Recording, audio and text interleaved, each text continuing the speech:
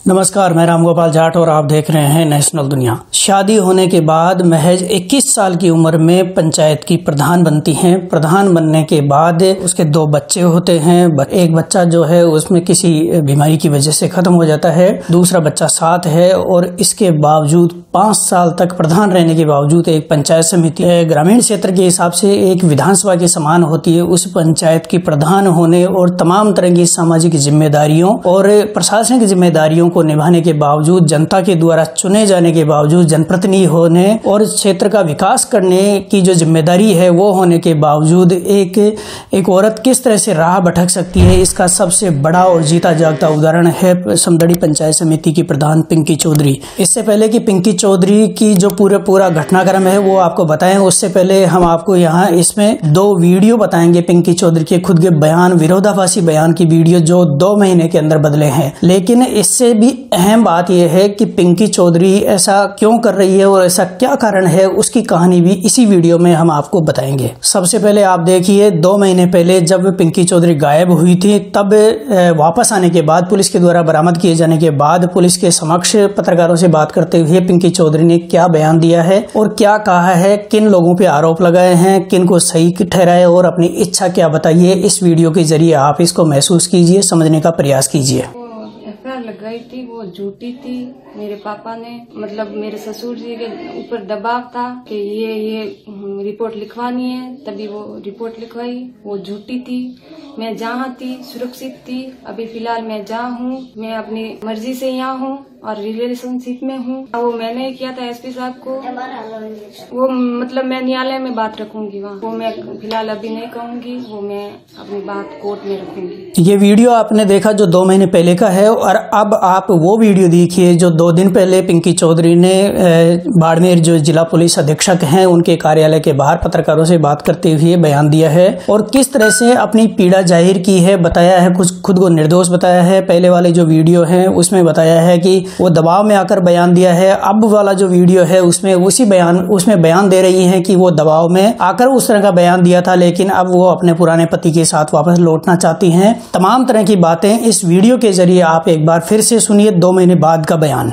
मतलब 18 तारीख जब मैं खेत जा रही थी, अशोक नाम का लड़का, उसने बोला कि मैं तुम्हें छोड़ देता हूँ खेत पे। मेरे परिवार वाले वहाँ खेती काट रहे थे, धान वगैरह, तो वहाँ से मुझे जयपुर ले जाया गया। मैंने कहा मुझे छोड़ो, मुझे जाने दो, लेकिन मुझे छोड़ा नहीं गया। फिर वहाँ जयपुर मुझे 4 दिन रखा गया और फिर एसपी साहब को ईमेल भेजा गया। वो मेरे ससुर जी के खिलाफ उन लोगों की साजिश थी कि उनका जो राजनीतिक में करियर है वो पूरा खत्म करना। जो ये लोग आगे बढ़ रहे हैं तो उन पूरी समाज से भी बाहर निकाल देना, उनका वो था। और फिर मुझे धमकियां भी दी गई कि तेरे बच्चे को मार देंगे, तेरे परिवार वालों पूरे को मार। मुझे ले जाया गया 19 तारीख। 2 महीने हो गए। 2 महीने से मुझे बंदी रख के रखा है। मेरे साथ मारपीट भी की गई। मुझे कहा नहीं, वहाँ तुझे नहीं जाने देंगे, वहाँ गई तो तेरे पूरे परिवार को खत्म कर देंगे, तेरे पापा मम्मी सबको, तेरे बच्चे को भी मार देंगे। और मेरे ससुराल वाले बहुत ही अच्छे थे और वो हमेशा रहेंगे। जो मेरे ससुर जी के ऊपर वो दाग लगा पूरा गलत था। मेरे ससुर जी एक अच्छे इंसान और देवता के समान। मुझे ये बोला गया कि तेरी तस्वीरें हैं तो तेरे पूरे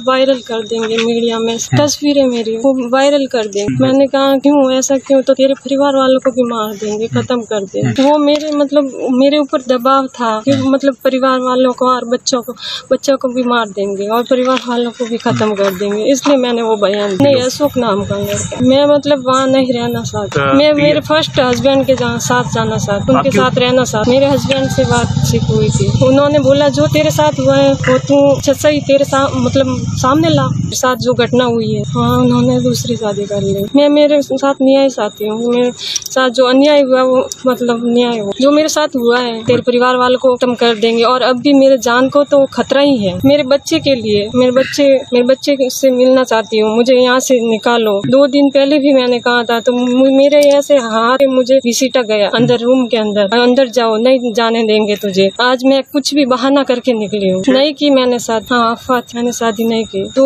मेरे ससुर जी के साथ जो दाग लगाए वो 4-5 लोगों का उनमें हाथ था। वो एक का नाम तो है गोपाल, एक का नाम है करनाराम, का नाम गुणेशी लाल, एक का नाम ये अशोक। ये लोग थे मिले हुए। उन लोगों की साजिश थी। मुझे बोला गया था तेरे ससुर जी के साथ ऐसा कर देंगे और वो मतलब राजनीतिक में उनका नाम निशान तक नहीं रहेगा। तो वो उन लोगों किया, लेकिन जो अच्छे इंसान है वो हमेशा अच्छे इंसान ही बन के रहे। दोनों बयान सुनने के बाद आप सहज ही अंदाजा लगा सकते हैं कि एक महिला किस तरह से अपने बयान बदल रही है। भले ही मजबूरी हो चाहे जरूरी हो, जो भी कारण रहे हो, लेकिन इतना तय है कि 19 अगस्त को अपने घर से गायब होने के बाद जिस तरह से पिंकी चौधरी ने कहा है कि अशोक चौधरी उसको खेत में छोड़ने के बहाने गाड़ी में बैठाता है और लगातार 4 दिन तक जयपुर ले जाता है। जयपुर में उसके साथ शारीरिक शोषण के भी अप्रत्यक्ष रूप से आरोप लगाए हैं। उसके बाद जोधपुर लाता है और जोधपुर में पुलिस के द्वारा 25 अगस्त को उसको बरामद किया जाता है। इसके बाद उसको थाने में लाया जाता है। थाने में पत्रकारों से बात करती हैं, अपने बयान देती हैं, सहज भाव से कहती है कि वह लिव इन रिलेशनशिप में रहना चाहती है। इसके बाद सितंबर के पहले सप्ताह में उसका सामाजिक रूप से पति अर्चन चौधरी से तलाक हो जाता है। तलाक होने के बाद वह मैरिज कर लेती है, शादी कर लेती है, लव मैरिज कर लेती है अशोक चौधरी के साथ। हालांकि अपने दूसरे बयान में वो शादी से इनकार कर रही है, लेकिन अशोक चौधरी का कहना है कि वो शादी कर चुके हैं और वो उसकी पत्नी है। लेकिन यहाँ पर मजेदार और ट्विस्ट वाली बात यह है कि जिस व्यक्ति से पहले पिंकी चौधरी की शादी हुई थी और तलाक हो गया था, जिसका बच्चा है और जिस परिवार के पीछे पिंकी चौधरी प्रधान बनी थी, उस व्यक्ति ने 2 महीने के दौरान दूसरी शादी कर ली। अब पिंकी चौधरी अशोक चौधरी को छोड़कर फिर से अपने पुराने पति के साथ लौटना चाहती है।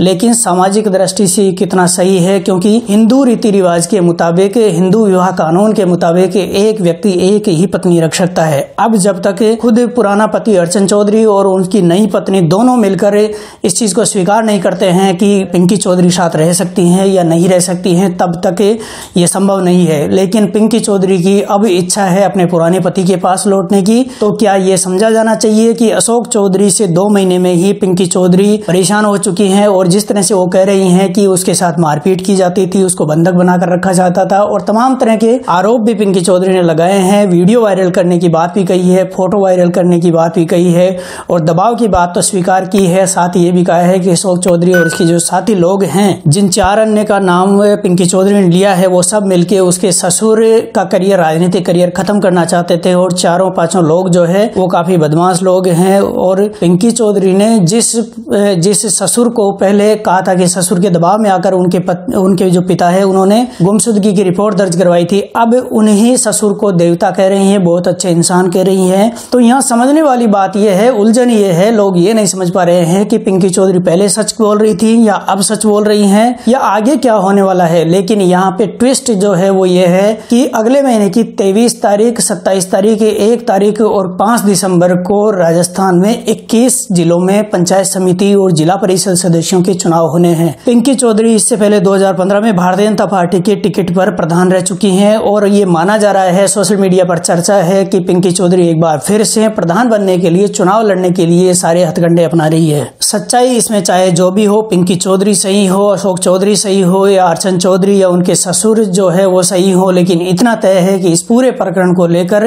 बाड़मेर के जिले में न केवल सामाजिक तौर पर बल्कि राजनीतिक तौर पर भी काफी हलचल हो रही है, बातें हो रही है और तमाम तरह के वीडियो वायरल हो रहे हैं। इससे न केवल समाज में, यूथ में एक गलत मैसेज जा रहा है, बल्कि इसके साथ ही युवा भ्रमित हो रहा है और किस तरह से राह भटक रहा है, किस तरह से धोखा खा रहा है, धोखा दे रहा है, ये बातें भी सामने आ रही है। दोस्तों, अगर आपको वीडियो पसंद आए उसको लाइक कीजिए, कमेंट कीजिए, साथ ही चैनल को सब्सक्राइब कीजिए। फिर मिलेंगे, तब तक के लिए नमस्कार, जय हिंद।